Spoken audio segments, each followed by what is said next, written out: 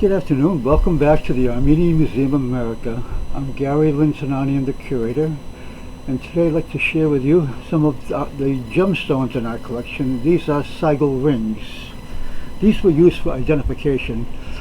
Most of the population historically was illiterate, and so in signing documents you would use these rings as means of identification.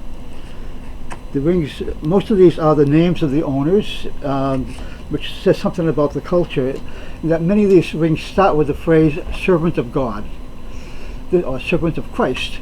This is very typical in Armenian culture, that you did not promote yourself unless you're a king or a nobleman.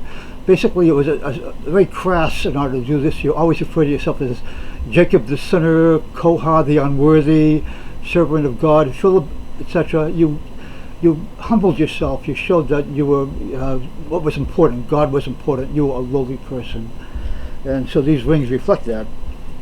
The rings themselves, most of them are made out of carnelian or cornelian, depending on the pronunciation of it, and the rings usually have a name on it. This one is unusual. I don't know if you can pick up the detail there, but the actual ring is showing Dikran the Great. Somebody had used a coin of Dikran and they had carved out the ring to make it look like a coin. The reason they used carnelian was because carnelian is a stone, it was very common. It's also very hard, so it takes a lot of damage. It's very pretty to look at, of course, and it's because when you shine cornelian, the gloss on it doesn't stick to wax. So if you stick in a document to mark the wax in the document, it's not going to come off on the ring. So it's a very practical kind of stone to use. And so people would use these for identification. Most of these very fine work. The ring itself is made out of gold, or usually gold or silver, because these were the kind of things that a wealthy person would have. And it would start with the phrase about servant of God and the name of the person underneath it, Philip or Sahag, whatever it may be. Sometimes the rings were, this is a fairly transparent cornelian, and I don't know if you can see it in the back, but the light comes right through it.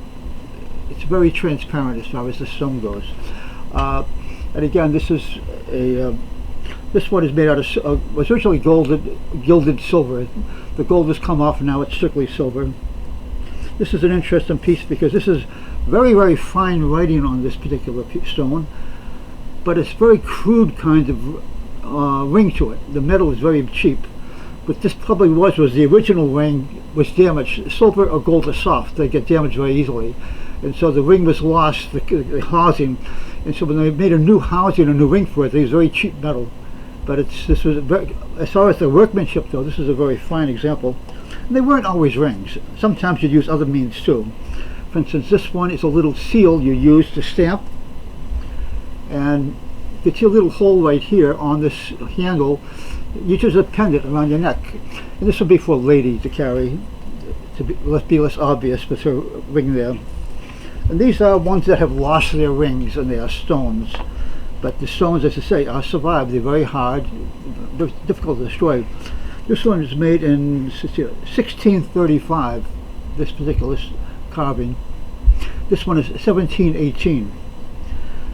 And these were very important, so that an illiterate person seeing this would know this was a person of importance, the fact that they had a ring like this there. And you might think that you're carving something this delicate, you have to put in the stone there, and then you have your drill, and you're trying to carve the design on it. Actually, that's not true, because they didn't have little portable drills. The drill was something you had running a foot pedal to keep a thing there.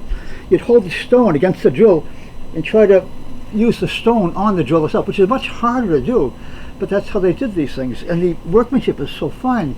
They must have had, they must have very fine eyesight in order to do this kind of detailed work. But these are the signals rings in our collection. This collection was donated to us by Dr. Paul Badukian, as much of our collection was. We're very thankful to the Badukian family for sharing this with us. And that's the story. The Armenian Library Museum is here to share our culture and stories with the public. We thank you for listening and hope that you'll join us again. In the meantime, please stay safe. Thank you.